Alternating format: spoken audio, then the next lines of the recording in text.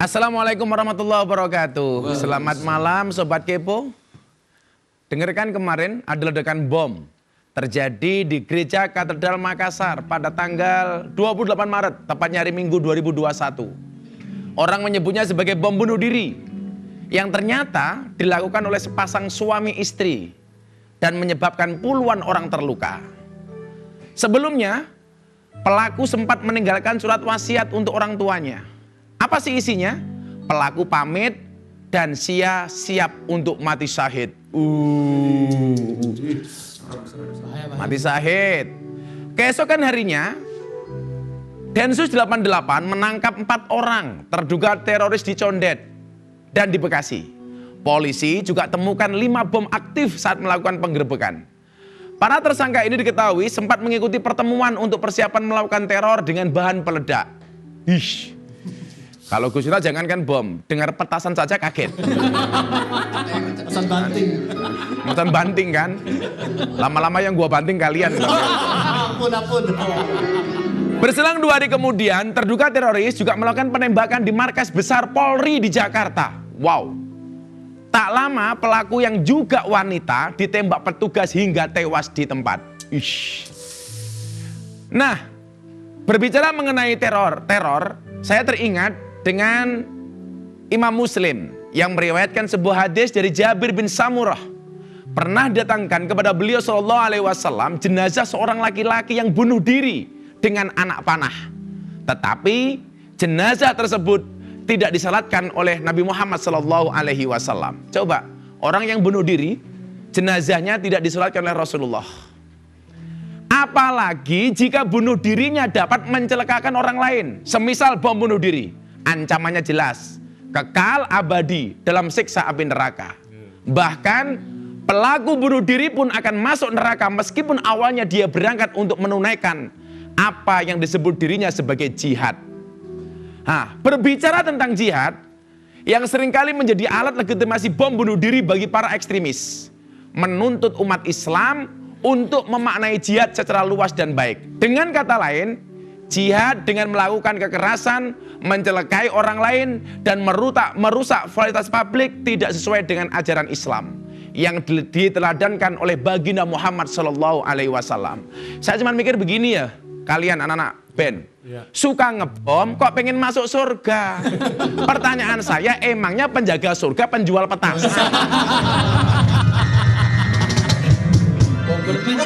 Gus Miftah mencatat begini, seandainya sabuk peledak merupakan jalan pintas menuju surga, pasti orang yang mengirimmu tidak akan pernah membiarkan dirimu mengambilnya. Ya tinggal dewe kok, pakai sendiri.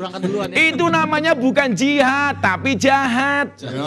Itu bukan syahid, tapi sangit. Maka jihad yang paling berat sebenarnya adalah asyadul jihad, jihadul hawa. Jihad yang paling berat adalah melawan hawa nafsu. Pertanyaannya misal, kenapa namanya hawa nafsu? Karena dari dulu yang membuat nafsu itu hawa, tapi yang salah selalu Adam. Itulah cowok yang selalu salah di mata cewek. Gak ada benarnya sama sekali. Nah, oke Sobat Kepo, hari ini kita bertemu lagi di hari Jumat, hari di mana Gus Miftah hadir dengan membawa cinta. Gus Miftah, cinta kepada kalian, cintaku kepadamu seperti coronavirus. Tidak selalu nampak, tapi sangat serius. Karena Gus Miftah selalu kedatangan tamu-tamu yang istimewa. Siapa tamu saya malam ini? Kita lihat profilnya. Pagi, tetap olahraga, jaga kesehatan untuk tingkatkan imunitas.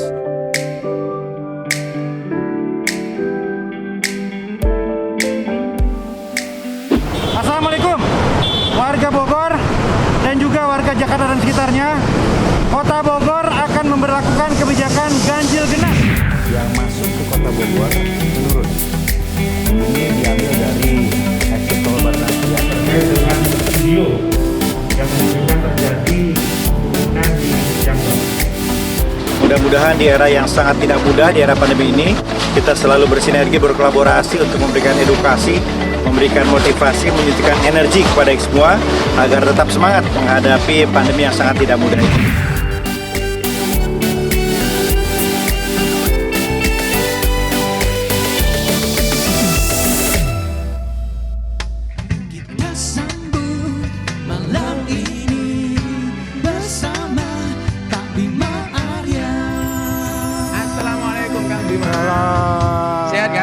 Alhamdulillah baik. Allah. Bos.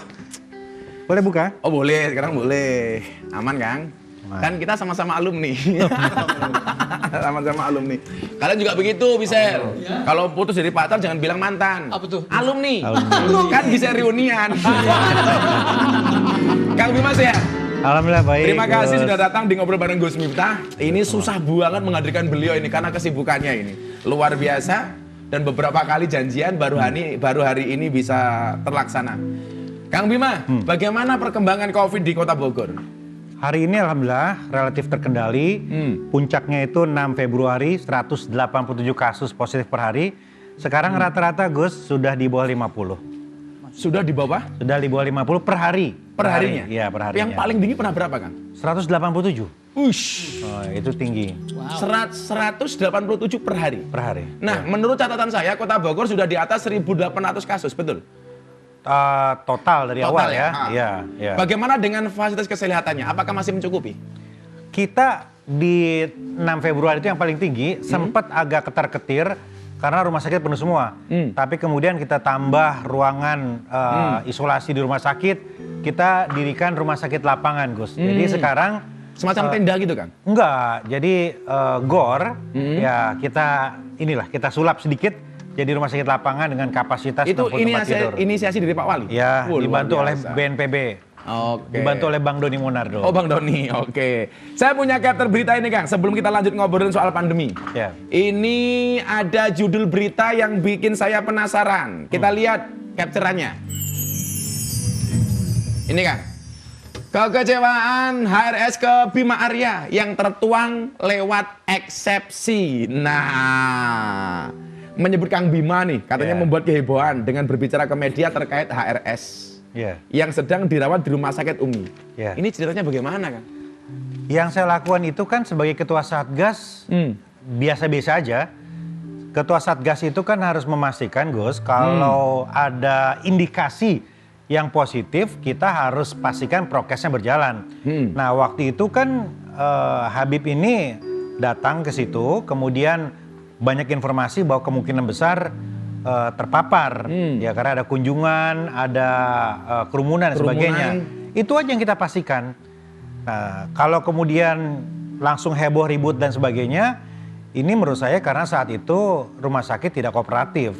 Kalau saja rumah sakit waktu itu kooperatif dan semuanya terbuka transparan, nggak akan sampai seperti ini, gue saya kira. Iya.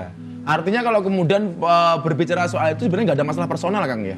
Nggak ada. Kan orang menggiringnya ke soal personal gitu. Nggak ada urusan personal, nggak ada urusan politik, nggak ada urusan kepentingan apapun. Ya. Ini murni penegakan protokol kesehatan. Oke.